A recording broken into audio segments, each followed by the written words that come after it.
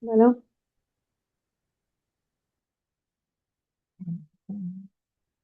Compartir. Cecilia. Hola, Ceci. Dios te bendiga. Hola, buenas noches. Decíamos, ¿quién es ese Samsung que se está conectando? Sí, pasa que no me di cuenta que tengo otro aparato, otro celular, y no había bajado la aplicación. Mil Ah, disculpas, listo, pero listo. bueno, estuve renegando porque te piden verificar código, revisar el correo y bueno, gracias a Dios pude conectar, lo pude bajar. Bien, bien, joya. Igual estuvimos charlando hasta recién. Vamos a empezar la clase ahora. Ok, Fer, gracias. ¿Listo? Eh,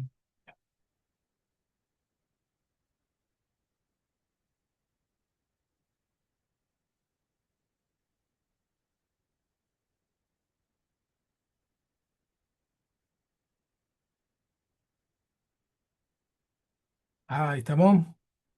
¿Estoy grabando o no estoy grabando? a mí me salió que acepte para grabar, Fer. Ah, listo, listo, listo. Entonces, Hola, bueno. hola, Andrea, qué alegría verte. Recién te veo.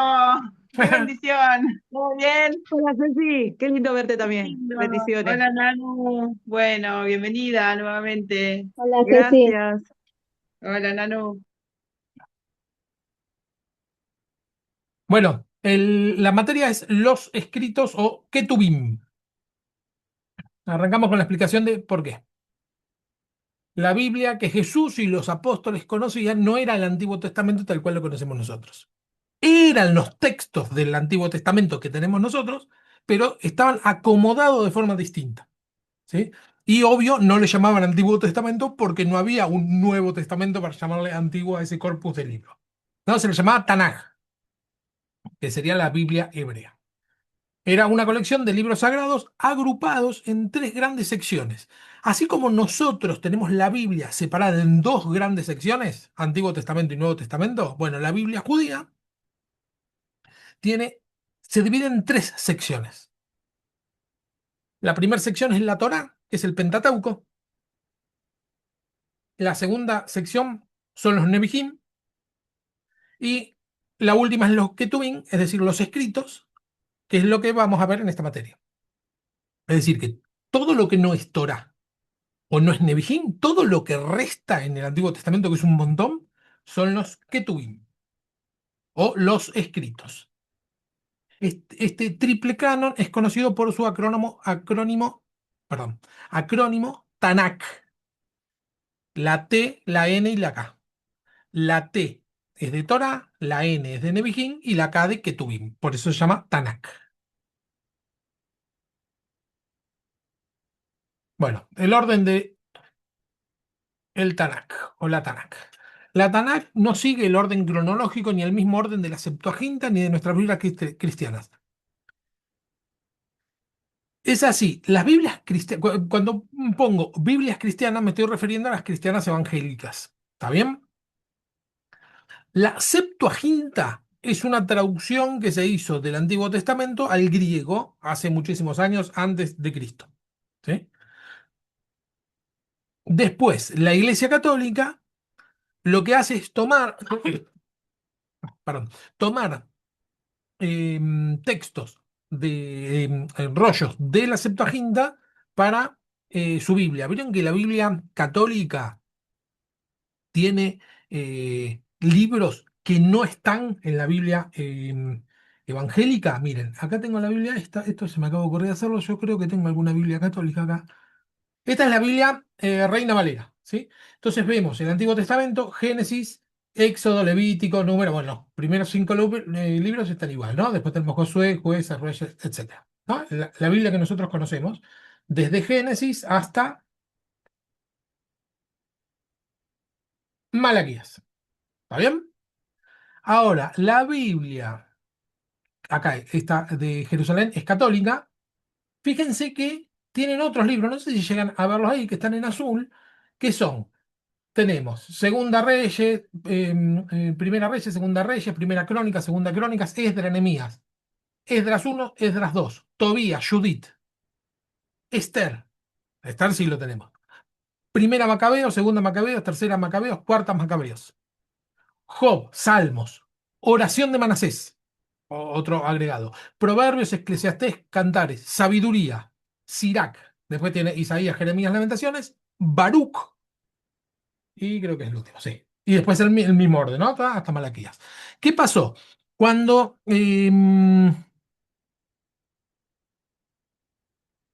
Lutero eh, cuando empieza lo que sería la reforma, lo que se busca es volver a las fuentes, es decir, a los textos en su idioma original. La Septuaginta, que es la traducción griega, tenía todos estos libros. La Biblia católica considera canónicos esos libros.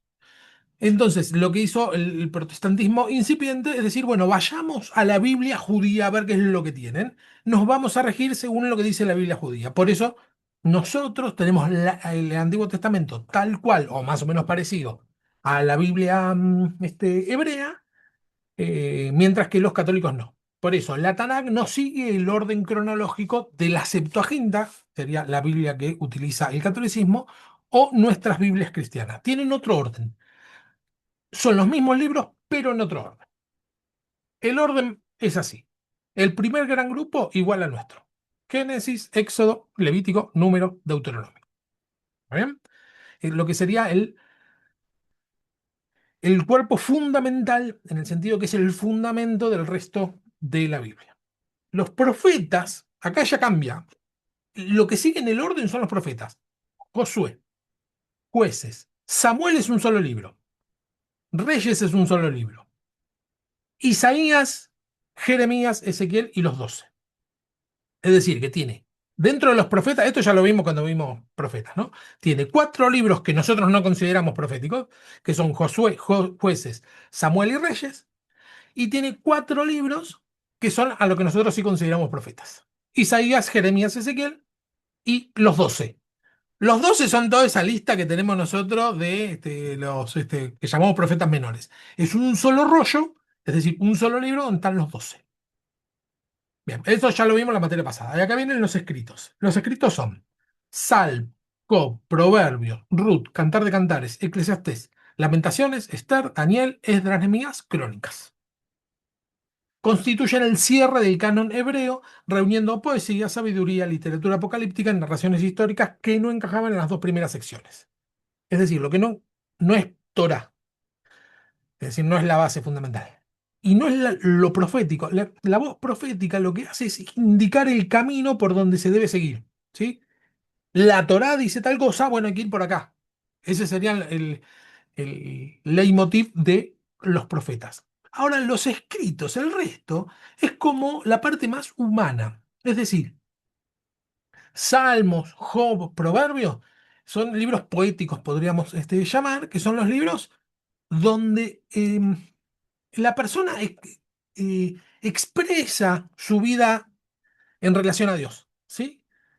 Es como la parte humana, no la parte, no está tan direccionada, aunque sí, ¿no? Vamos a ver un montón de elementos donde Dios habla, indica, etcétera. En la clase de hoy vamos a ver Job, donde sí, Dios aparece y habla. Está bien, pero lo vemos desde, por ejemplo, Job, desde la fragilidad de un tipo que no entiende bien qué es lo que está pasando.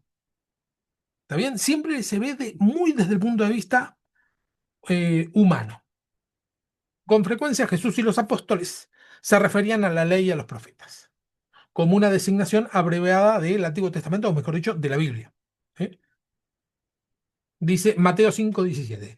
No penséis que he venido a abrogar la ley o los profetas. No he venido a abrogar, sino para cumplirla.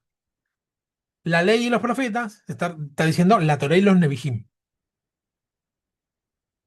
Otro, Mateo 7:12. Así que todas las cosas que queráis que los hombres hagan con vosotros, así también haced vosotros con ellos, porque esto es la ley y los profetas. Es decir, esto es la Biblia. Esto es la palabra de Dios. Sin embargo, vemos que los Ketuvim están desaparecidísimos, ¿no? Dice la ley y los profetas, y faltan los Ketuvim. ¿Por qué? Porque los Ketuvim estaban en formación. Eran libros que circulaban, pero no se consideraban muy canónicos, digamos. No era una Biblia cerrada todavía. Se estaban terminando de formar. De hecho, se termina de cerrar para los judíos después del año 70 después de Cristo. ¿Sí? Después de la destrucción del Templo de Jerusalén, em, les pasa más o menos lo mismo que cuando habían sido cautivos por Babilonia, que es nos quedamos sin tierra, necesitamos textos, digamos, a partir de ahora, el texto es la patria. ¿Sí? Hay un libro de Sánchez, ay, se me fue el nombre, bueno, que se llama En la dispersión, el texto es patria, se llama, que es, no tenemos tierra, estamos dispersos, bueno, el texto es nuestra patria. ¿Sí? Ese sería, es el nombre del libro, pero es más o menos el paradigma del judío clásico que no tenía tierra. Dice, ¿cuál es mi patria? La palabra. ¿Está bien? Entonces se empieza a cerrar el canon después de Cristo, no antes. En la época de Cristo estaba el tema de los Ketubim dando vuelta, boyando, algunos los consideraban, otros no. ¿Está bien? Se estaba cerrando, estaba, digamos, como saliendo del horno. Romanos 3:21, más o menos lo mismo, pero ahora, aparte de la ley, se ha manifestado la justicia de Dios, testificada por la ley y por los profetas. Lo mismo. Tanto la ley como los profetas era muy canónico. Los que tuvieron todavía no tanto. Acá Lucas sí. Acá ya en Lucas tenemos un primer incipiente de lo que serían los que tuvimos. Estas son las palabras de los que os hablé estando aún con vosotros, dice Jesús, que era necesario que se cumpliese todo lo que está escrito acerca de mí en la ley de Moisés, en los profetas y en los salmos. Ese en los salmos es parte del cuerpo de los Ketubim. ¿Sí? Los salmos están en los Ketubim. Ya ahí Jesús lo menciona. ¿Qué pasa? Así como em, el Éxodo es como el libro fundamental dentro del Pentateuco, bueno, los salmos son como lo fundamental dentro de los Ketubim. Los salmos aquí no se refieren únicamente al libro de los salmos, sino a toda la tercera sección de la Tanaj, es decir, los Ketubim. Era una forma abreviada de designar los Ketubim, porque el libro de los salmos era el más grande y representativo de la colección. Así Jesús mismo reconoce el canon tripartito de las escrituras hebreas, ley, profetas, escritos, representado por los salmos. Y después hay algo más interesante, ahora lo vamos a ver. Bueno, en una denuncia contra los escribas y fariseos, Jesús dijo, para que vengan sobre vosotros todas las... Ahí está, sí. Dice así, hablando Jesús, este es un detalle muy... Dice, para que venga sobre vosotros toda la sangre justa que se ha derramado sobre la tierra, desde la sangre de Abel, el justo, hasta la sangre de Zacarías, hijo de Berequías, a quien mataste entre el templo y el altar. Esta frase pequeña está hablando de un canon de la Tanakh completo, Jesús. Abel sabemos quién es, está en el Génesis. Desde la sangre de Abel, ¿no? Del Génesis. En Génesis 4:8 dijo, bueno, dijo Caín a su hermano Abel, salgamos al campo, y aconteció que estando ellos en el campo, Caín se levantó contra su hermano Abel y lo mató. Es el primer libro de la Torá. Y Zacarías, hijo de Berequías, es identificado con Zacarías el profeta, que está en 2 Crónicas 24:20-22. Dice así. Entonces el Espíritu Santo de Dios vino sobre Zacarías, hijo del sacerdote Joiada, puesto en pie donde estaba más alto que el pueblo, y les dijo, así ha dicho Dios, ¿por qué quebrantáis los mandamientos de Jehová? No os vendrá bien por ello, porque por haber dejado a Jehová, él también los abandonará. Pero ellos hicieron conspiración contra él y por mandato del rey lo apedrearon hasta matarlo en el patio de la casa de Jehová. Este texto está en Crónicas. Y acá viene lo interesante. En el orden de la Tanakh hebrea, Crónicas es el último libro. No es Malaquías como lo tenemos nosotros. En el orden empieza en Génesis y termina en Crónicas. El primer asesinato dentro de la Biblia hebrea, el primer asesinado es Abel, y el último que se cuenta como, asesinato es ay, se me fue el nombre. Zacarías. ¿Está bien? Que está en Crónica. Entonces, por eso, cuando Jesús dice, desde la sangre de Abel hasta la sangre de Zacarías, es como si nosotros dijéramos, desde el Génesis hasta el Apocalipsis, o mencionáramos algo del Génesis y algo del Apocalipsis. ¿Y por qué? Porque estamos recorriendo todo, ya al decir el primero y el último. ¿Está bien? Entonces acá vemos que Jesús sí consideraba la Tanaj hebrea en el orden hebreo. Eso no quiere decir que cambiar el orden sea pecado ni mucho menos, pero sí que nosotros no lo tenemos en el mismo orden en que consideraban los judíos, sobre todo los que nos interesan a nosotros, que es Jesús y sus amigos. Por lo tanto, la expresión desde Abel hasta Zacarías abarca todo el canon hebreo, desde el primer libro, Génesis, hasta el último, Crónicas. Jesús está validando implícitamente la extensión completa de las escrituras hebreas, tal como se conocía en su tiempo, incluyendo los Ketuvim. Es decir, que acá ya no es la ley y los profetas. Al mencionar Crónicas, que es el último libro de todo el grupo de Ketuvim, está mencionando todo. Bien.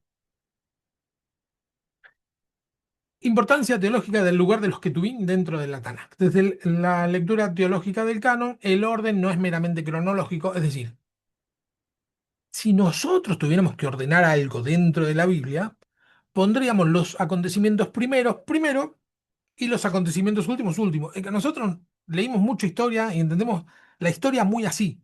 ¿Sí? Bueno, la Biblia hebrea no es así. ¿Está bien? No los acomodan por cuestiones cronológicas. ¿Sí? De hecho, nosotros al poner crónicas después de Reyes, es que la lógica es, tenemos Samuel, tenemos Reyes, ponemos crónica porque son los libros históricos. ¿Está bien? Contamos las historias. Bueno, los ponemos ahí todos juntitos. Bueno, hay un fundamento em, teológico para el ordenamiento de esta manera. La Torá es el fundamento, ¿sí? Sobre toda la Biblia, todos los profetas y el resto de los escritos, todos referencian a la Torá. Y sobre todo dentro de la Torá, a la salida de Egipto. ¿Sí? Es como que es un hecho transversal en todo el Antiguo Testamento, cuando salimos de tierra de Egipto. Es decir, que el acontecimiento de la liberación del pueblo es como el número uno, ¿sí? Es el fundamental.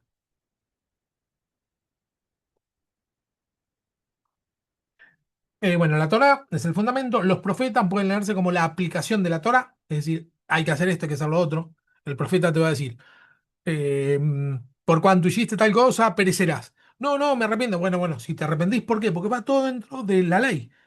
¿Está bien? Estas son las reglas que tenés que cumplir y el profeta lo dice. Y los escritos representan, en una lectura teológica del canon, la apropiación o respuesta de la Torá y de los profetas desde la experiencia del creyente y de la comunidad, desde la experiencia humana. ¿Está bien? No se trata únicamente de interiorización, que sí también se trata de eso, sino de una variedad de modos de apropiación. La oración y la adoración en los salmos. En los salmos, ahora la semana que viene, no, la otra vamos a ver salmos y vamos a ver que de los salmos hay de todo, ¿sí? Adoración, queja, gana de morirse, es recontrahumano los salmos. La reflexión sapiencial dentro de los límites del conocimiento humano en Job, en Eclesiastés, eh, acá me equivoqué. En Proverbios y Eclesiastés y la práctica del temor de Dios en Job sería. La narración de la providencia silenciosa en Ruth y Esther y lo disruptivo, ¿no? De Ruth y Esther. Ruth, eh, una mujer extranjera sin ningún tipo de,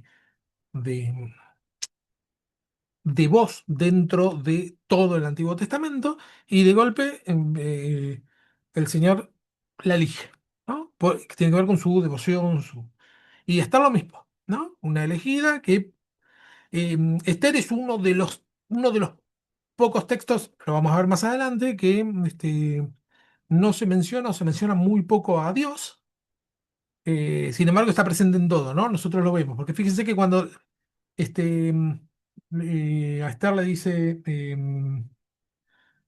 ¿cómo se llamaba?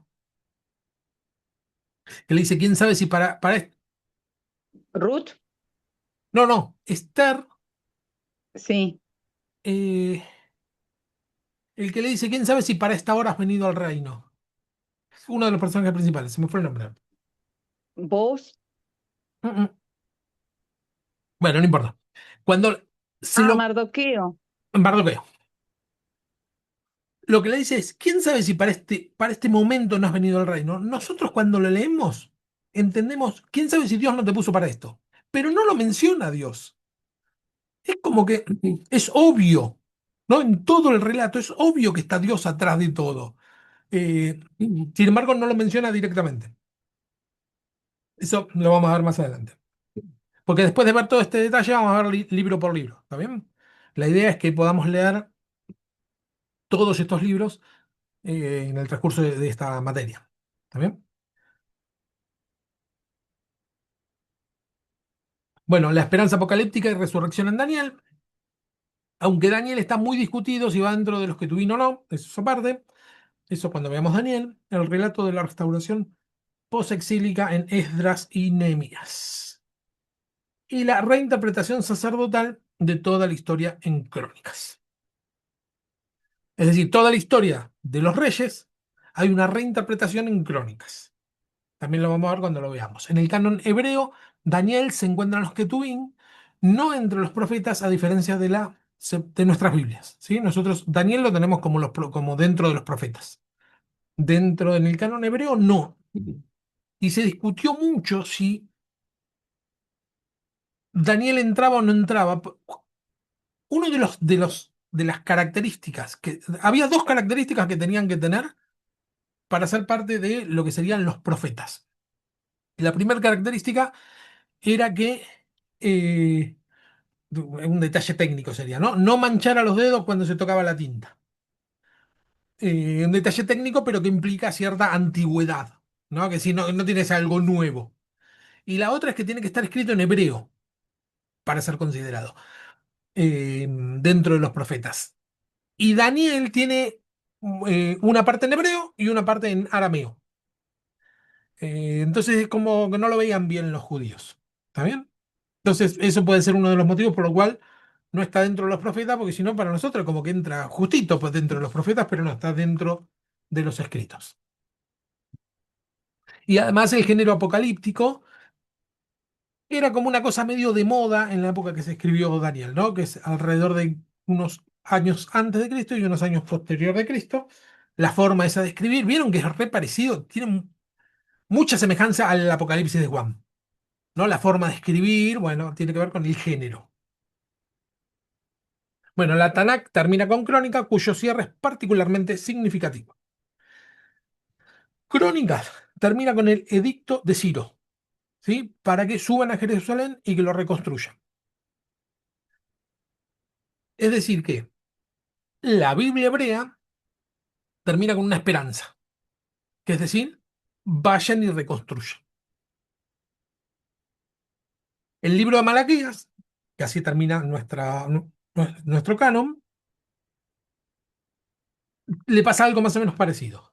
Hay una advertencia en Malaquías sobre la desobediencia en el final del Antiguo Testamento, pero sobre todo dice que va a enviar a Elías, dice el Señor. Es decir, que la esperanza en el canon nuestro, la esperanza final es que va a enviar al Mesías. Es una esperanza mesiánica. Y empalma muy bien con Mateo. ¿Está bien? Es como que, si bien hay 400 años entre un texto y el otro, es como que empalman mejor en ese orden. En Crónicas, la promesa es, van a reconstruir el templo, van a reconstruir las murallas, es el edicto de Ciro.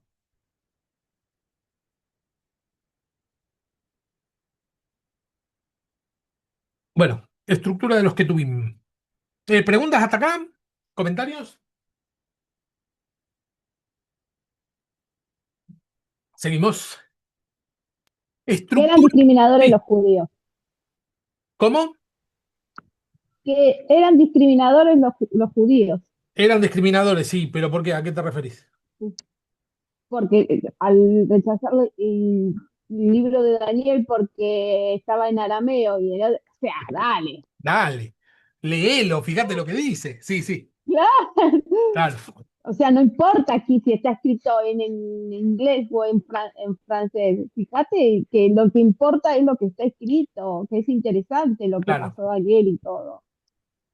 Yo creo que ellos eran muy estructurados con sus libros, todos, son muy, muy estructurados. claro. No estaban abiertos a ver otro escrito, otra porque tendrían miedo, no sé, de que dijera algo que a ellos no les gustara, por al ser tan estructurados y tan religiosos, digamos, y tan estricto con sus reglamentos, sus preceptos y todo lo que Dios decía, tenían como, no sé si temor o tenían, no sé, viste cuando tienen miedo al cambio, digamos, ¿no? Sí, sí, miedo al Creo cambio. que es así, Sí, sí. miedo al cambio. Es lo que. Es lo que ocurre en todas las iglesias, cuando uno viene un Sí, cambio en la iglesia, a los hermanos que no están bien posicionados le empieza el miedo. ¿Sí? Uy, ¿qué va a pasar acá? Porque venían con una estructura, digamos, y después comienza, como pasó con el avivamiento, que muchos tenían temor del avivamiento, es que y es era tal algo que cual. venía de Dios. Es que es tal cual. Tal cual. Sí, todos los cambios, sobre todo lo que tiene que ver con la. Es así, nosotros no podemos seguir hablando en griego como hablaba Jesús y teniendo la misma forma de liturgia que tenía Jesús. Nosotros evidentemente tenemos otro. ¿Por qué? Porque cada tanto hay un cambio. Cada tanto se rompe que tiene que ver con el devenir de la historia. Es decir, lo central lo guardamos, pero las formas tienen que ir cambiando. El tema es que cuanto más comprometido estás con la causa, más te cuesta cambiar. Medio paradójico, porque si no, para esto es así. No hagan lío, no desvirtúen todo, esto es así. Yo conocí a Cristo de esta manera y tiene que quedar así. Y es un problema el acartonamiento es un problema de todas las religiones, ¿eh? Bueno, ¿qué es lo que pasó con el quiebre con el catolicismo? Tiene que ver un poco con eso, de decir, no, esto es así, no, la Biblia no la vamos a escribir en el idioma de cada uno, la Biblia está en latín. Sí, está bien, está en latín porque un día la tradujeron del griego. Pero está en latín, porque a ustedes se les ocurre. Bueno, ese tipo de cosas. Yo no lo viví, pero en una época que el tema de incorporar la batería o no incorporar la batería a la iglesia O levantar las manos, o o cantar levantar las manos. alabanzas que sean movidas. Era como, yo lo pasé a eso en la iglesia, que, que fue que había asambleas administrativas y me acuerdo que llegaron hasta pegarle al pastor una piña Por levantar la mano. porque él, no, por el avivamiento, o sea, porque él quería Claro, incorporar lo del Espíritu Santo, otras canciones, ya no quería hacer así como, quería cambiar un montón de cosas dentro de la iglesia y los miembros, o sea, los diáconos, lo que eran los diáconos, y la gente, digamos, que era de la iglesia bautista, porque era una iglesia bautista, no querían cambiar. que eran los más viejos, digamos, no Claro, querían saber nada y se separaron. Entonces, eh, la iglesia empezó a cambiar, empezó a entrar batería, el coro. Solamente antes era un piano y una chica que dirigía y nada más. Parecía una claro, iglesia, si vos hoy en día lo ves y lo ves como una iglesia católica, digamos, que solamente claro. están ellos y nada más. Y no podías levantar las manos, te miraban mal, no podías decir gloria a Dios o gritar, y no podías hacer nada. Y bueno, esa iglesia, cuando se separaron los más, digamos, los que eran más viejitos, digamos, viejitos de edad, que era la mayoría que no quería saber nada, se terminó separando la iglesia. Claro. No duró Sí, mucho, porque se bueno, empezaron a pelear entre ellos también. claro. Sí, suele pasar. Sí, el tema es esto tomarlo como experiencia para ver uno en qué se acartona. Porque por ahí a veces yo digo, bueno, voy a la iglesia. Y lo que quiero es levantar las manos, quiero cantar a los gritos, que hayan luces y que la predicación me toque. Bueno, pero tal vez no siempre sea así y en un momento cambie para un lado que tal vez no me guste. Porque el punto es ese, es que la gente que cantaba himnos no le gustaba la batería tal vez y no le gustaba que levanten las manos, simplemente no me gusta. Entonces es ese cambio, si fue difícil para ellos, el día que nos toque a nosotros, porque ahora hace tiempo que no cambia mucho la iglesia, pero un día va a cambiar.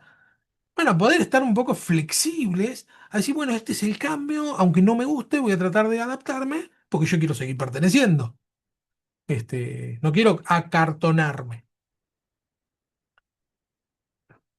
tal cual. También había un pastor que no era un pastor, era uno de los diáconos, eh, que cuando predicaba, viste, predicaba como a los gritos. Y eso era como muy chocante para las personas, Claro, porque era como, no a los gritos, sino como que hablaba fuerte, tipo Anacondia, hoy me voy a claro, desatar una cosa así.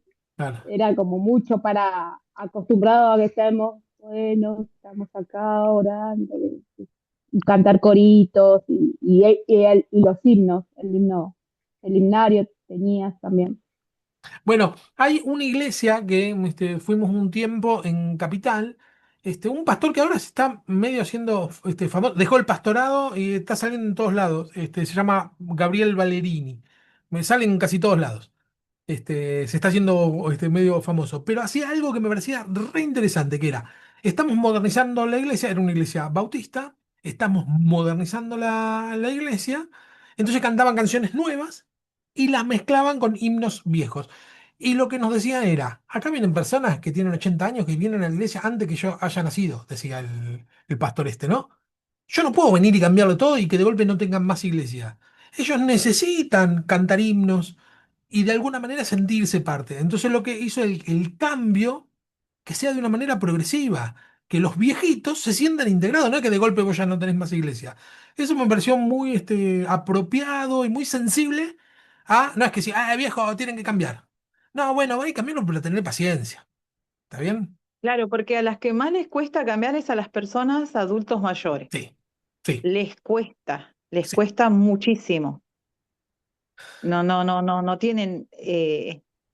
Yo cuando visité la iglesia pentecostal eran pastores mayores, pero estaban tan estructurados que hasta Claro, tenían las sillas tenían sus nombres. Decía, no te sentés acá porque acá viene fulanito y se sienta porque esta silla es especial para él. Esta especial. No, ¿por qué claro. especial? Yo entraba como nueva, digamos, y Y me no tenía sentaron al silla. fondo de todo. No tenía silla, Claro, no tenía tan silla. loco. Claro, No, yo quería aportar sí, también en el tema de Ujier, ¿no? Porque yo soy Ujier también en la iglesia y pasan muchas cosas, como que noto que hay algunas cosas que, por ejemplo, a fulana la pones adelante, así de parecido a lo de Andrea, no, a este ponelo allá.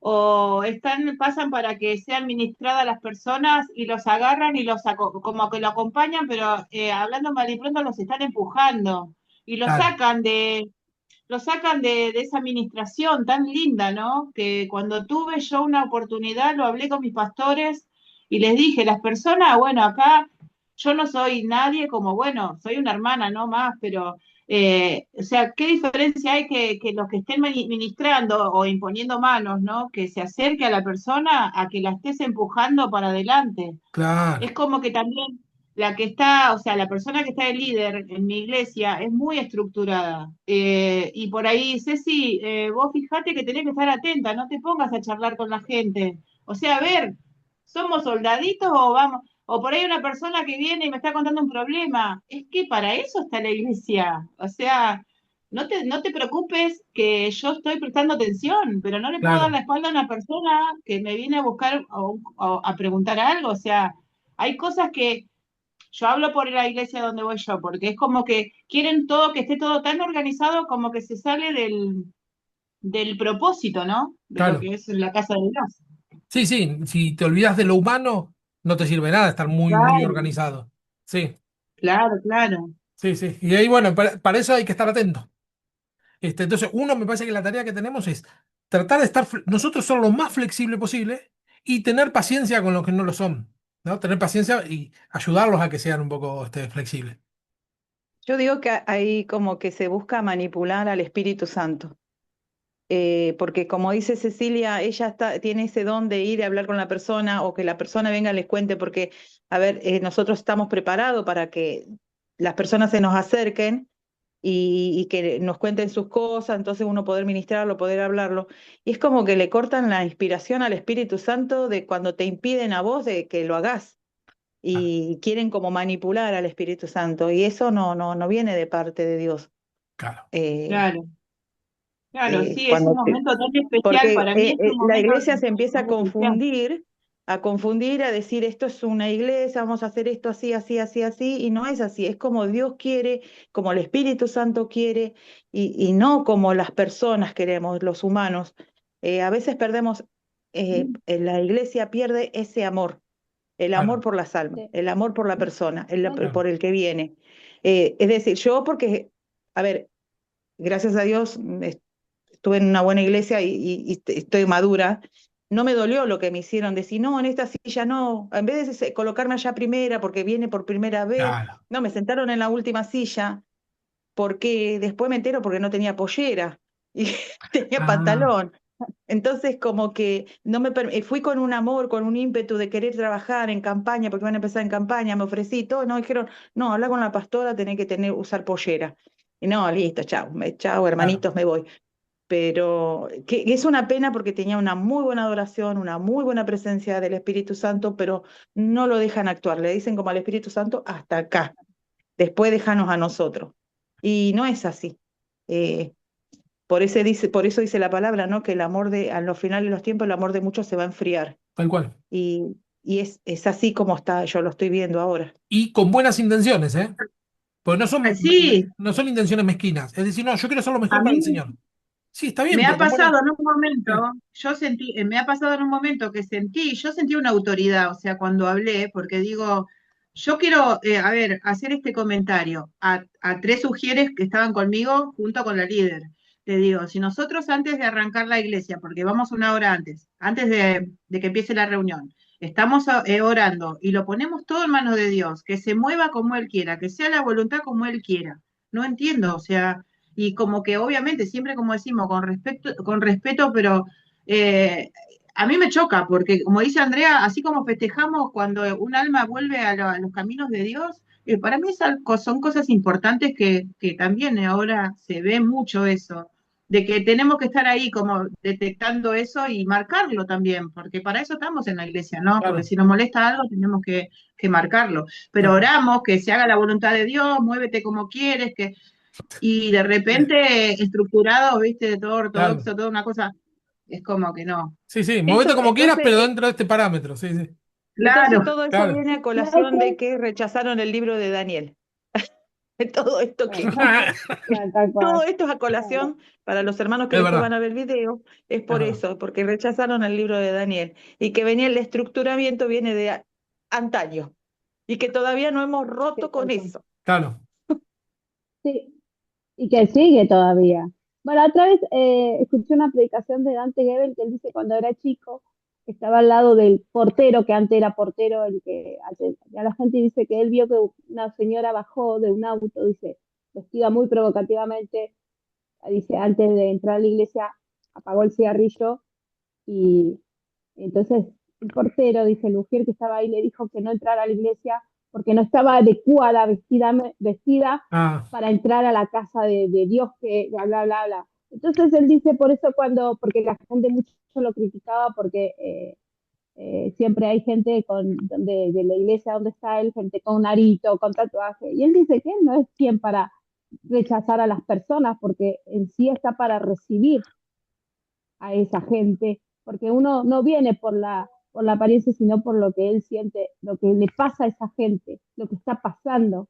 Quizás esa mujer se estaba divorciando o tenía mucha necesidad de Dios y este hombre dice, la rechazó porque no le gustó cómo la claro. mujer se vestía. Claro. Y lo que va a quedar para una persona así es, la iglesia a mí me rechaza. Eh, no, no va a decir el portero me rechazó, va a decir la iglesia a mí me rechaza. Y a mí me rechaza. Claro, Sí, sí, sí, sí. Es complicado. Yo agrandé esto y ahora no sé cómo se chica.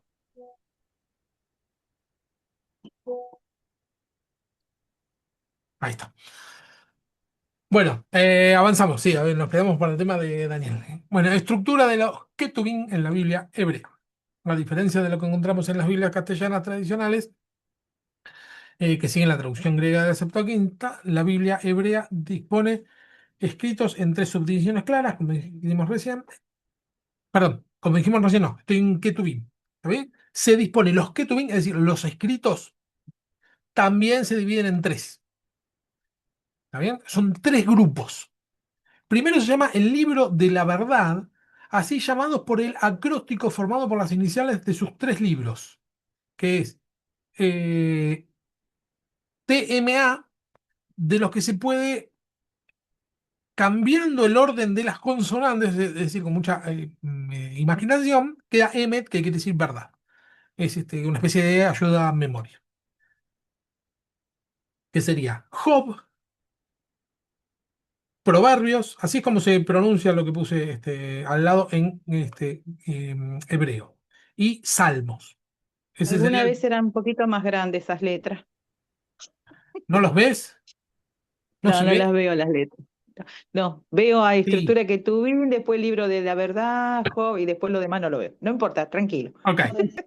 Bueno, son estos tres, los tres, la primera sección son estos tres: Job, Proverbios, Salmos, que es el libro de la verdad. El otro se llama el Mejillot o los cinco rollos, ¿sí? Porque son cinco libros. El tema es que estos cinco libros se lee cada uno en una fiesta distinta, en una fiesta judía distinta. ¿Está bien? Tenemos a Ruth, que se lee en Pascua, a Cantar de Cantares, que se lee en Pascua, el otro Pascua y Pentecostés. Es decir, bueno, Eclesiastés en la fiesta de los tabernáculos, Lamentaciones en la conmemoración de la destrucción del templo, ¿sí? Hay una fiesta solemne que es, se lee Lamentaciones, Esther en Purim, ¿está bien? Estos cinco libros, Ruth, Cantar, Eclesiastés, Lamentaciones y Esther, son los Mejillot o cinco rollos. Y el último de las divisiones lo llaman los otros escritos. ¿Sí? Es como que no tienen un nombre, ¿está bien? El resto sería el remanente. Que ahí tenemos a Daniel, el chico que no lo querían integrar. Esdras, Nemías es un solo rollo. Esdras y Nemías no son dos libros, es un libro. Y Crónicas no son dos libros, es un libro. ¿Está bien? Que ahí terminan Crónicas. ¿Está bien? Ese sería el orden. Perfecto. Hasta ahí sería una especie de lo que sería la introducción general de la materia.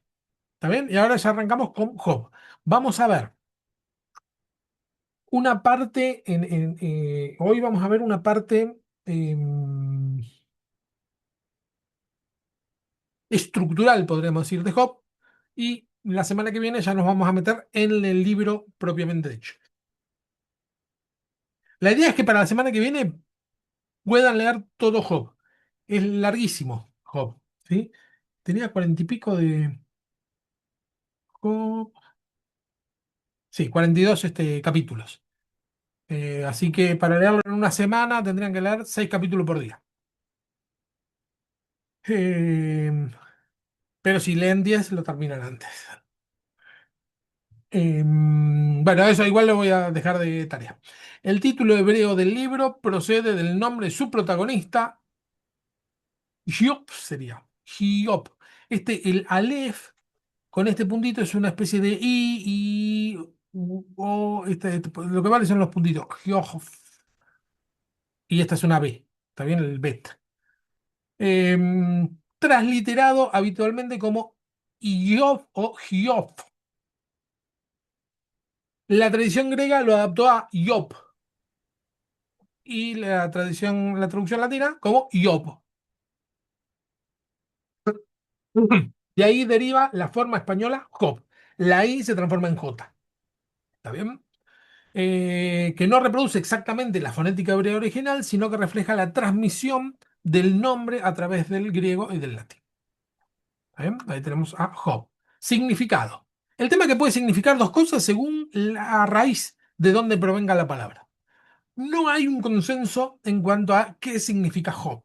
Y estos son los dos que voy a mencionar, los dos clásicos, y quedarían bastante bien cualquiera sean los dos. La propuesta más habitual, a Job se lo relaciona con la raíz Job, de donde procede el sustantivo enemigo.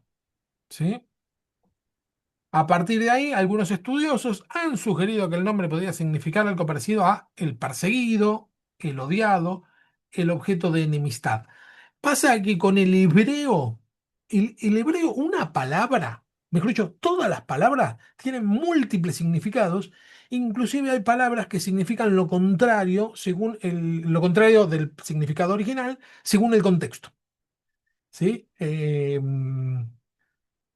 Son polisémicas, significan muchas cosas la misma palabra, entonces es muy difícil saber exactamente qué es lo que quiere decir. Pero bueno, puede ser el enemigo, y esto tiene que ver, si fuera el odiado, el enemigo, el contrario, tendría que ver con el odiado, porque el tipo es odiado, supuestamente, abandonado por Dios, odiado por su esposa y por sus amigos. Es un despreciado. ¿Está bien? Entonces ahí entraría más o menos bien en ese sentido. Y otro vincula el nombre con la raíz semítica hop, sería, conservada en árabe según el sentido de volver o retornar. ¿Sí? Es decir, un tipo que se vuelve, sería se vuelve a Dios, de donde viene el término arrepentido, sería, ¿no? Me arrepiento en polvo y ceniza, podría tener una raíz parecida si es que la raíz del nombre es árabe. ¿Está bien? Hay muchos nombres y muchas palabras árabes dentro del hebreo porque son lenguas semíticas. Entonces se mezclan bastante. Ninguna de esas propuestas ha alcanzado consenso. Un libro, lo más lindo es que cuando uno lee los libros de estos estudiosos, cada uno está reconvencido de un punto. Hay un autor, ay, lástima que lo cerré, creo que era Schockel, pero no estoy seguro. Bueno, que dice que cuando habla en Job, habla de Behemoth, el monstruo ese terrestre. El autor dice que es un hipopótamo y habla del hipopótamo directamente. Y no hay consenso en que es un hipopótamo. La verdad es que puede significar muchas cosas, ¿sí? Pero cada autor es como que dice, bueno, yo me juego qué es esto y habla en relación a esto. Entonces hay algunos autores que dicen, Job significa el arrepentido, el que se vuelve, el que retorna, y otro dice es el odiado, el despreciado. Porque así es como se siente, no porque lo sea, sino porque así es como se siente Job. Y cada uno está re convencido de lo que está diciendo, ¿no? Y después, bueno, hay algunos que matizan y dicen, bueno, puede significar varias cosas. Bueno, acá hay un punto que sí, creo que voy a llegar re bien, porque no quería que me quede esta parte sin terminar de explicar. Hay precursores o textos muy parecidos anteriores a Job, historias parecidas en tradiciones no judías. Voy a mencionar cuatro. Comprender el libro de Job exige situarlo dentro de un amplio contexto literario del antiguo cercano Oriente. Mucho antes de la redacción del texto bíblico, distintas culturas de Egipto y Mesopotamia ya se habían preguntado sobre el sufrimiento humano, especialmente por el sufrimiento de quienes parecían inocentes. Este es un tema muy recurrente. El tema de Job en general es un tema reactual, que es, ¿el justo sufre o el justo no sufre? Y en las iglesias evangélicas tenemos dos posturas. Hay uno que dice, che, pobre tipo, está sufriendo una injusticia, y otro dice, no, no, no, si está sufriendo es porque hay pecado oculto, hay algo que no hizo. Y este libro sirve para revelar cuál es la respuesta correcta. Explica cuál es la respuesta correcta ante esta situación. O por lo menos eso lo veo yo. Ahora al final voy a dar si es que llegamos. Bueno, entre Según las... hay, ¿Eh? según hay una iglesia que el lema es pare de sufrir. Claro, el para de sufrir es, vos estás sufriendo porque no estás dentro de la iglesia o no estás con Cristo. Porque si estás con Cristo no sufrís. Y la realidad nuestra como cristianos es que somos cristianos y sufrimos. La diferencia no es sufrir o no sufrir. La diferencia es Eso cómo es como pasamos el sufrimiento. ¿Cómo Sí, Lo que llevarlo? estudiamos. Claro. Eso fue lo que estudiamos cuando estudiamos sectas, claro, porque te lleva a hacer lo que ellos dicen para que no sufras más. Eso es el enganche, ¿no? Como dijimos, hacían el programa a las 12 de la noche cuando estaba la gente angustiada, que no podía dormir, tal cual, y se enganchaban, o sea, a mirar el canal mucha gente. tal cual. Pero Jesús dijo, en el mundo tendrán aflicciones, tranquilo, yo ya he vencido al mundo. Claro.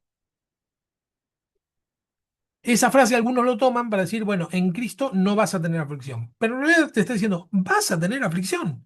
Estás en el mundo, vas a tener aflicción, pero tranqui, yo vencí al mundo. Es decir, es una aflicción que no te derrota, pero es una aflicción. Bueno, entre las obras más importantes de temas que se parecen en el antiguo cercano Oriente de esta época, se encuentran el diálogo de un desesperado con su alma, se llama así, es un texto de, egipcio, la lamentación de un hombre a su Dios, Lulud Bel Meneki, bueno, conocido como Lulud, que significa alabaré al Señor de la sabiduría, y la Teodicea babilónica. Estos textos muestran que la pregunta por la justicia divina y el dolor del justo era una preocupación compartida por todo el antiguo Oriente. Es decir, la preocupación del justo que sufre es una preocupación humana de todos los tiempos. Acá estaba. Diálogo de un desesperado con su alma. La obra egipcia del Reino Medio adopta la forma de un diálogo entre un hombre y su Ba. El Ba es como si fuera el alma, eh, pero yo no termino de entender bien el tema, pero algunos estudiosos dicen que en realidad no es el alma en sí mismo. El punto es que discute consigo mismo este hombre. Discute sobre si suicidarse o no suicidarse. ¿Está bien? El tipo dice yo me quiero suicidar y su propia alma le dice no lo hagas. ¿Está bien? ¿Por qué se quiere matar? Porque perdió todo lo que tenía y él era justo. Atraviesa una profunda crisis personal provocada por la corrupción social, la pérdida de valores tradicionales y el sufrimiento que el tipo experimenta. En medio de su desesperación, expresa el deseo de abandonar la vida, mientras Suba intenta persuadirlo de continuar viviendo.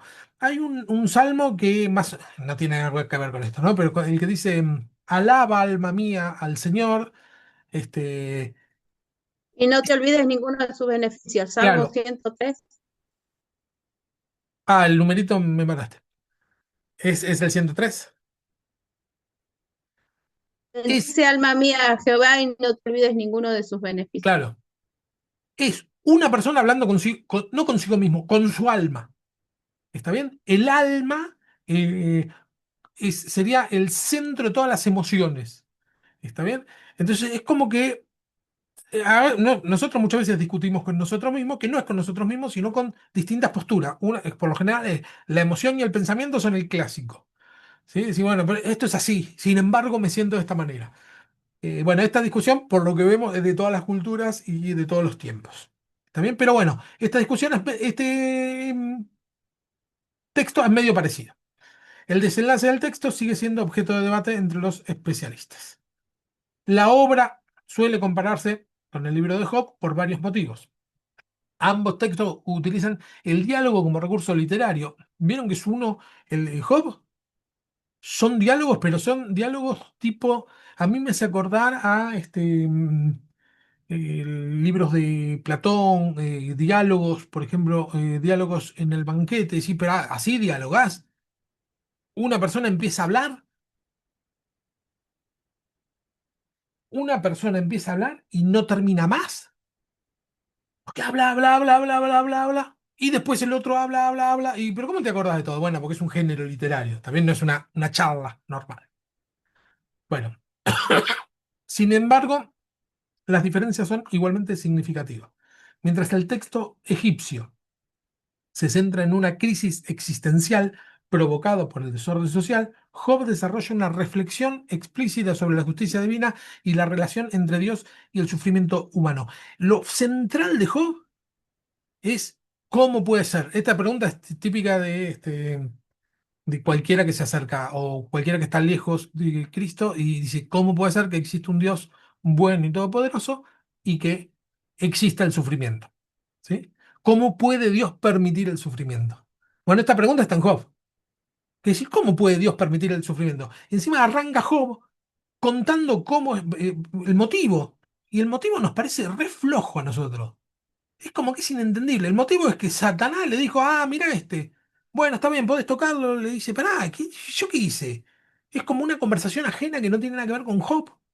Y que por una discusión entre Satanás y Dios, que no entiendo por qué de golpe se ponen a hablar.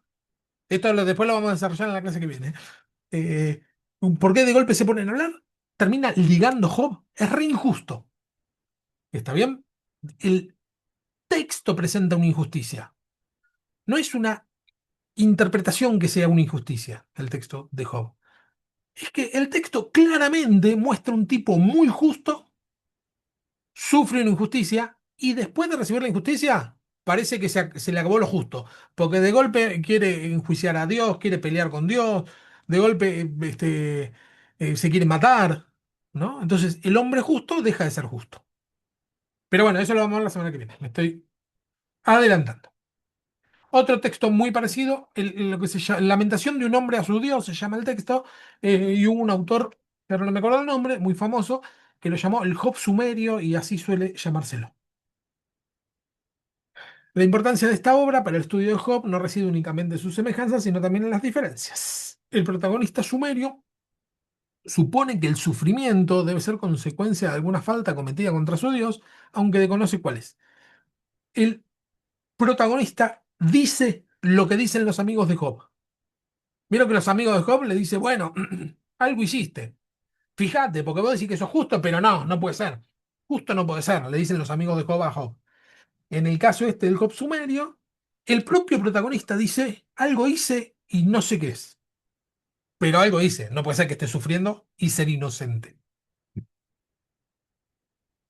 Por ello busca el perdón divino y finalmente obtiene la restauración tal cual como Job. En este sentido, la obra refleja una teología muy cercana a la defendida por los amigos de Job, que es algo hiciste. Ellos también sostienen que el sufrimiento es consecuencia de la culpa y la solución consiste en reconocer el pecado y volver a Dios. Muchas veces el sufrimiento es a causa del pecado. Entonces, bueno, ahí hay una salida fácil. El tema es cuando a veces no. No, simplemente no y no lo entendemos. La gran novedad del libro bíblico radica en que Job rechaza esa explicación. ¿Sí? La novedad de Job es que Job dice, no, no, esperen, yo no cometí pecado. ¿Está bien? Y aparte la mujer en un momento le dice, maldícelo a Dios porque mira lo que te está pasando, ¿no? Tal cual. Es tremendo esa Mm, parte. Sí, yo, ante todo, él siguió firme, o sea, creyendo en Dios, ¿no? tal cual. Maldice a Dios y muérete. Una copada la compañera.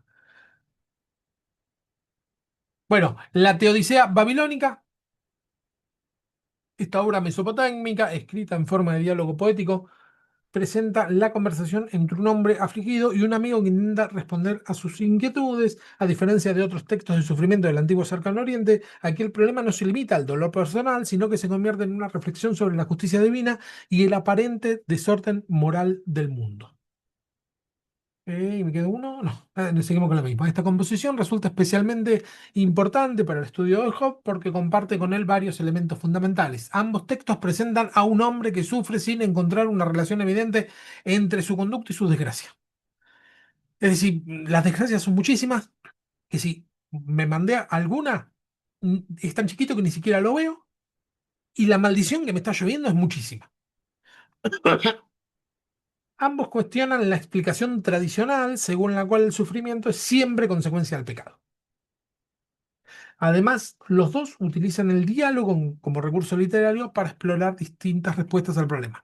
El tema de el género literario o de diálogo eh, es genial para exponer tesis. El tema es así, cuando yo quiero escribir algo, pero no estoy seguro de una postura en particular, ¿no? No estoy tan seguro de afirmar algo porque escucho una idea y me parece convincente y escucho la contraria y digo, che, esta no está tan mal.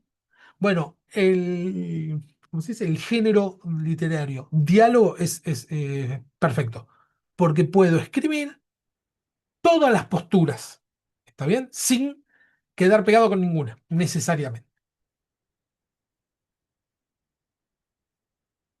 Sin embargo, también existen diferencias significativas. La Teodicea babilónica, esta es la última que vamos a ver, el debate permanecerá dentro de los límites de la sabiduría tradicional y termina aceptando la incapacidad humana para comprender a los dioses. El libro de Job, en cambio, desarrolla el conflicto con mucha mayor profundidad dramática y teológica. Job no se conforma con las respuestas que le dieron, discute con sus amigos, interpela a Dios y lleva la cuestión del sufrimiento del inocente a un nivel sin precedentes en la literatura del antiguo cercano Oriente.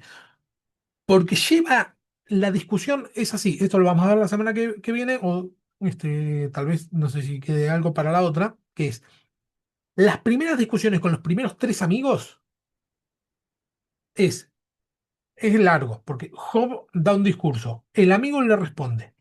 Vuelve a dar un discurso, el mismo amigo le responde, vuelve a dar otro discurso, el mismo amigo le responde. Tres veces habla con un amigo, tres veces habla con otro amigo, tres veces habla con el otro. Y después aparece un cuarto, y cada uno tiene un argumento de por qué le pasa lo que le pasa.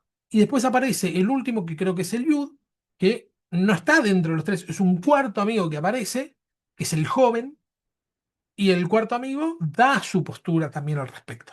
Es decir, que tenemos muchas interpretaciones de un problema en el mismo texto. Y al final aparece Dios. Y Dios resuelve el problema que ninguno pudo resolver. Ni los viejos, los tres amigos en el anciano, ni el pibe que aparece, el joven último que aparece. Ni Job. Ni la mujer, ¿no? Mucho menos. Bueno, esta obra acá, este Lulud, este, una obra acadia. Es probablemente el paralelo extrabíblico más cercano, es el que más se parece a Job y uno de los textos más estudiados por los especialistas. Su protagonista es un alto funcionario que, a pesar de su fidelidad al dios Maruk, cae en desgracia. No, re parecido es. Pierde su posición social, es abandonado por quienes lo rodean, sufre enfermedad y experimenta la sensación de haber sido rechazado por la divinidad. Finalmente Marduk interviene, lo restaura, motivo por el cual el poema concluye con una extensa alabanza. Es el más parecido de todos a Job. La obra presenta algunas características especialmente relevantes para la comparación con Job. En primer lugar, Marduk, que es el dios de ellos, aparece como una divinidad ambivalente capaz de manifestar ira como compasión. Un poco lo que pasa con Dios en Job, ¿sí? Que por momento le dice, ¿vos quién sos para opinar? ¿No? Es el dios que se puede airear y es el dios además que tiene compasión. El dios que no le importa cuando habla con Satanás y de golpe es el dios que tiene compasión. ¿Sí? Es como que yo- se presenta a Dios como inabarcable, es decir, es inentendible. Está bien que sea inentendible porque Dios es Dios. ¿Está bien? Entonces nosotros lo entendemos limitadamente. No lo podemos entender del todo. Y en Job justamente aparece así. Un Dios que decís, pero ¿de qué lado está? En segundo lugar, el poema comienza con una alabanza a Marduk. Esta introducción anticipa desde el inicio el desenlace favorable y relativiza en cierta medida las quejas y lamentos que se desarrollarán posteriormente. Ambos textos describen el sufrimiento de un hombre piadoso, la pérdida de prestigio social, el abandono de familiares y amigos, lo mismo, ¿no? Enfermedad, búsqueda de sentido en medio de la aflicción. El mismo problema que Job. Además, los dos culminan con una intervención divina y la restauración del protagonista. Es re parecido. Las diferencias también son significativas. Ludlu, Ludlul, perdón, el énfasis recae sobre el carácter inescrutable de los designios divinos y la restauración final del héroe. El libro de Job, en cambio, desarrolla una reflexión mucho más amplia y mucho más compleja, la discusión con los amigos, el cuestionamiento de la teología retributiva. La teología retributiva es cosecharás lo que siembras. En la Biblia recontra está. ¿Está bien? El tema es que Job parece no cosechar lo que está sembrando. Es otra cosa. ¿Ok? Es una teología distinta.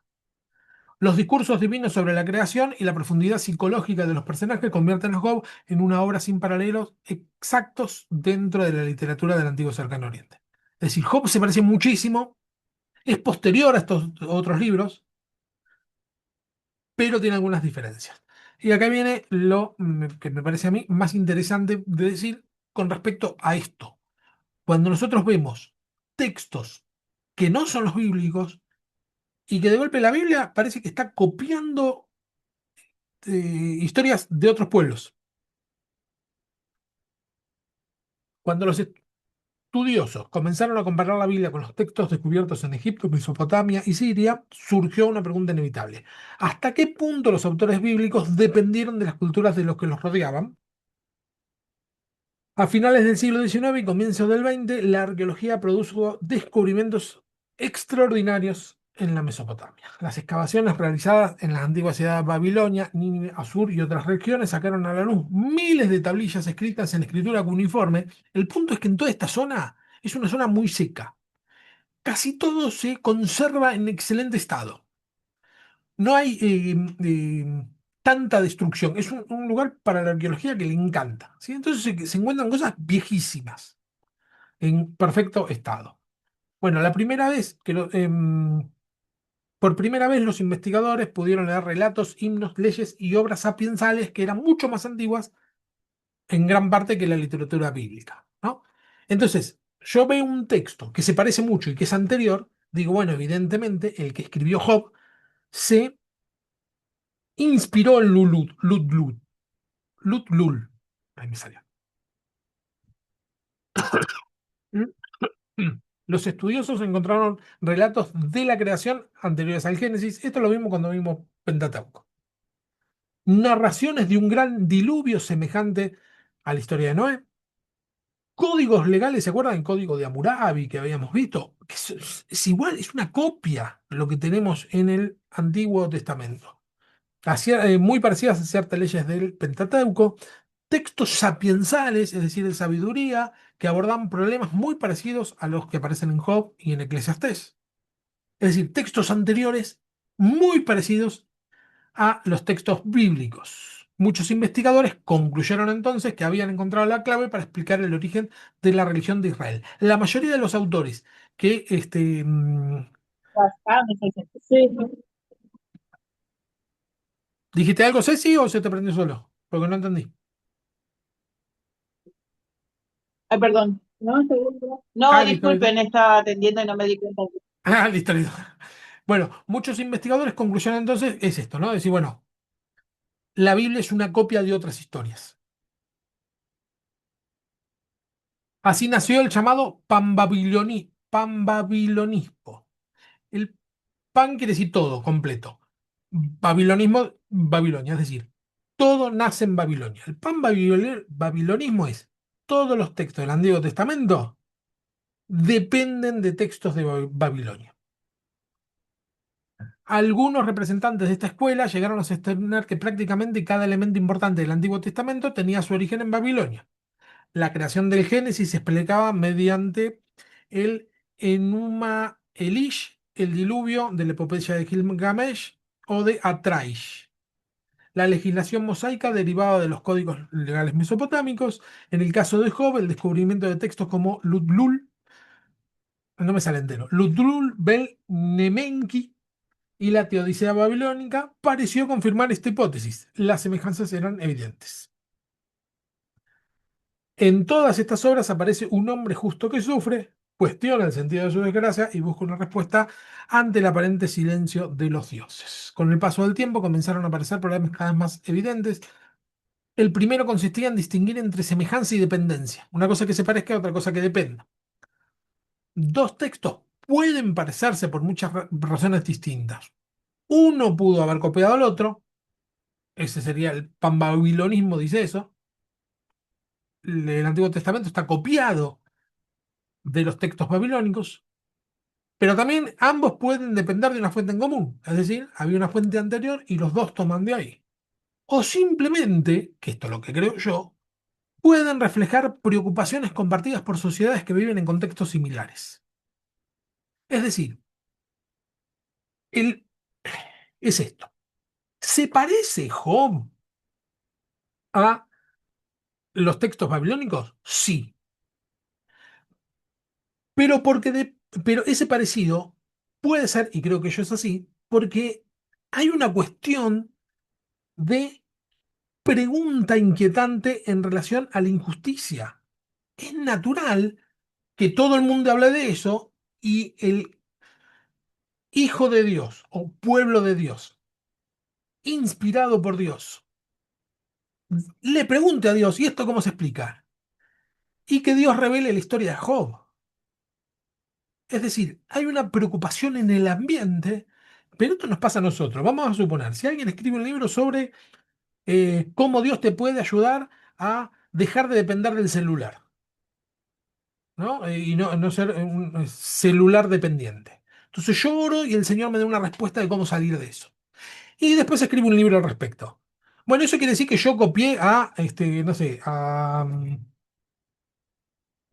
¿cómo se llama Santi? Bueno, no sé, uno de estos youtubers que habla de los celulares. No necesariamente, es que es un problema normal de nuestra sociedad. Muchas personas hablan al respecto y yo como cristiano también tengo que hablar al respecto. Entonces, un problema normal en el antiguo cercano oriente, cada uno lo explicaba desde su postura, desde su religión, desde sus dioses. Un hebreo también lo explica. Y dice, esto es como la historia de Job. Ah, que con respecto a Job, me lo pasé por alto. Con respecto a lo que significa el nombre, dijimos que puede ser el odiado, puede ser el que se arrepiente, pero también puede ser un nombre común, porque es un nombre común también, ¿sí? Más allá de dónde viene, de qué deriva, puede ser uno más del montón que sufrió, que la pasó mal, y entonces cuando el pueblo se pregunta, ¿cómo puede ser que el justo sufra?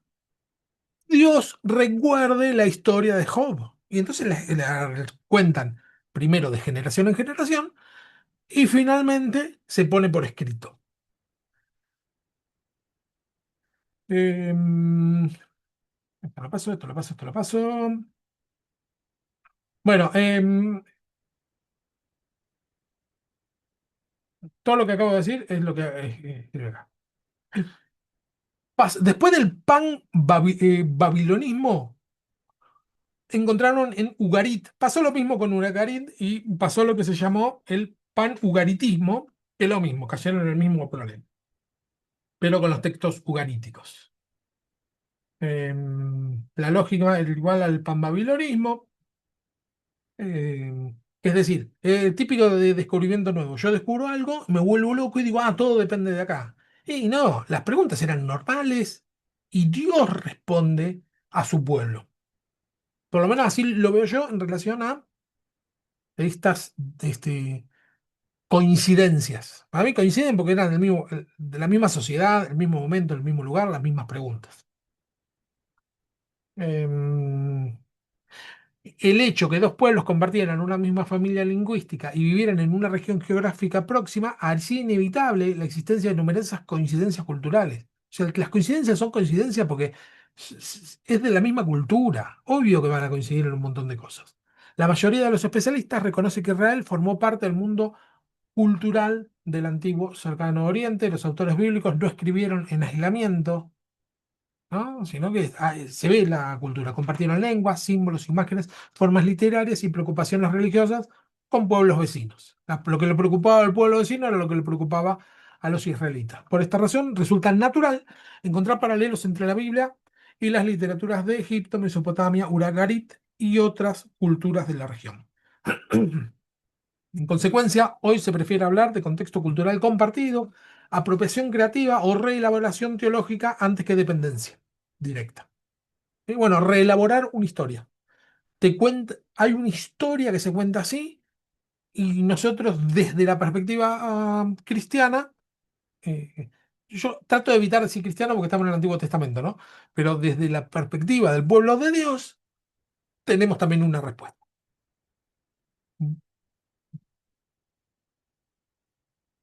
Mm, Pasó. El autor de Job tomó las preguntas que circulaban ampliamente en el Antiguo Oriente y las llevó mucho más lejos, integró el lamento, el debate intelectual, la protesta, la búsqueda de justicia y la experiencia religiosa en una sola obra extraordinaria de extraordinaria complejidad.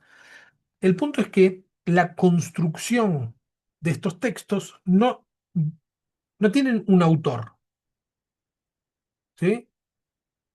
Job vivió en algún momento, este, eh, hay quienes dicen que sí, quienes dicen que no, es irrelevante, eso se va contando de generación en generación.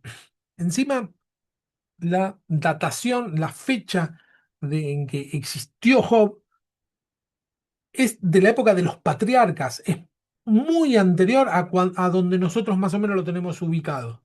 ¿Sí? Eso lo vamos a ver, sí, la semana que viene. Esperen que les digo.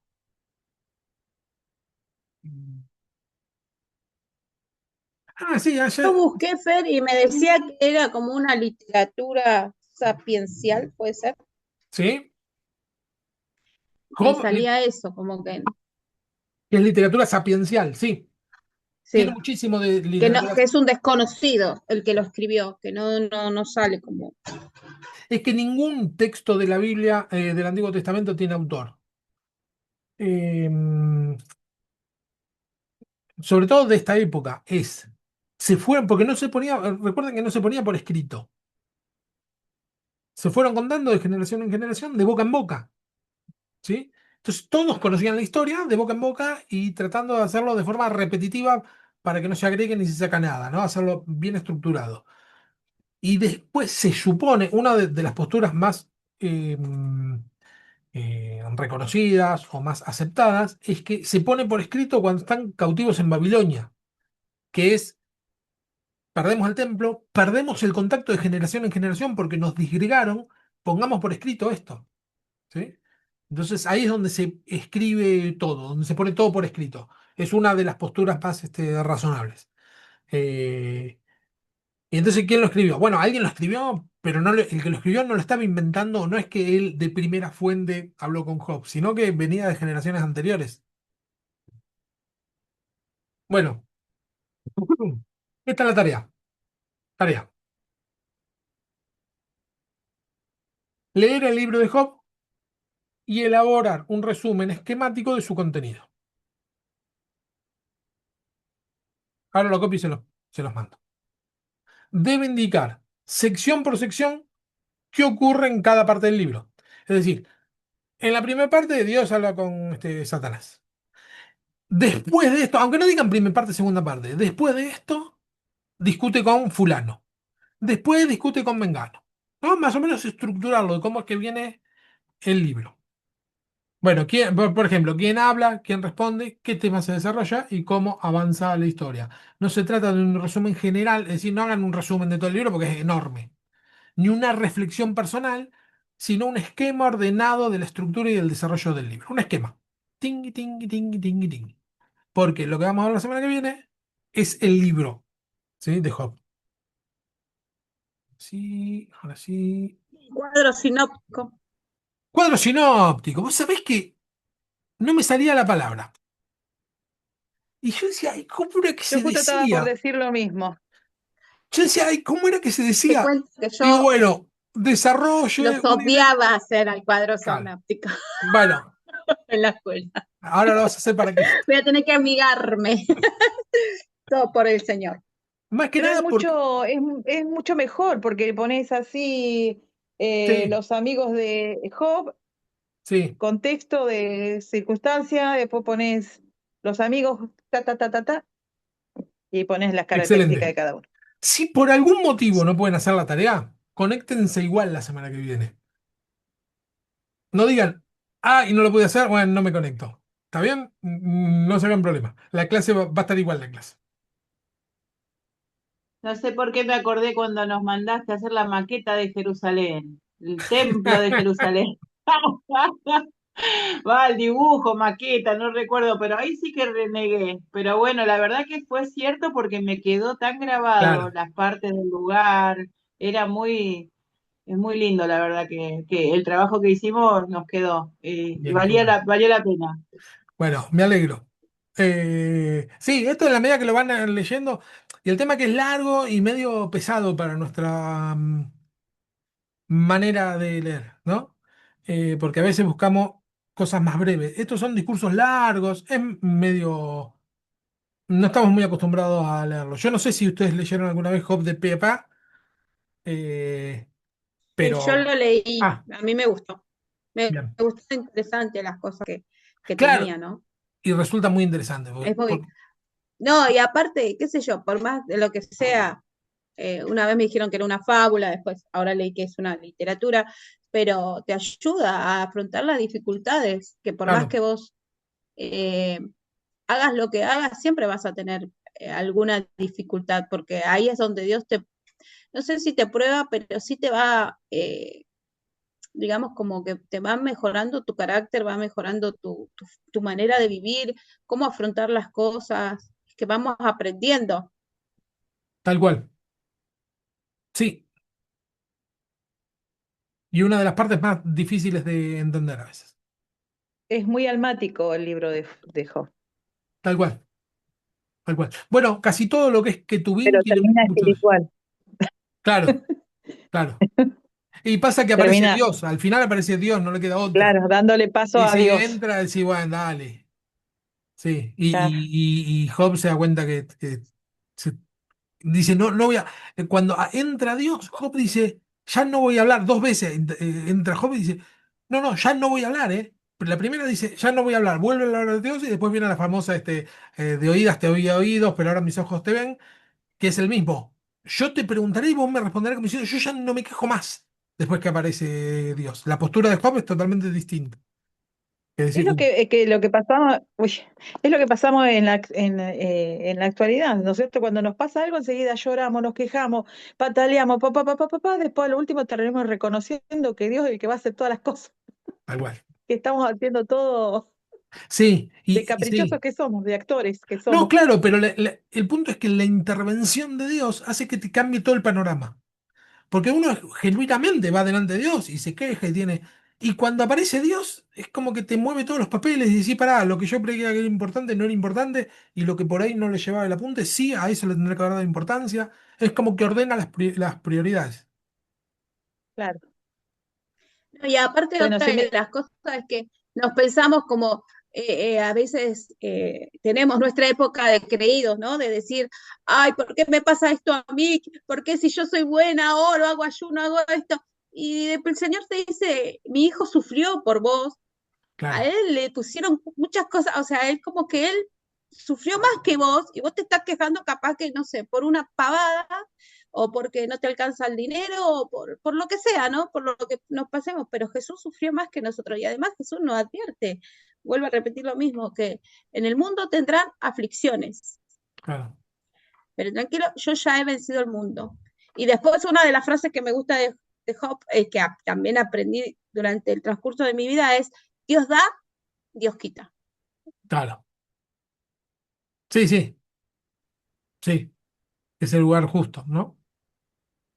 Una vez en una oportunidad me tocó hablar con un hombre que tenía la mano lastimada, tenía vendada la mano, y vino a la iglesia y me comentó que fue un accidente, o sea, trabajando en un taller.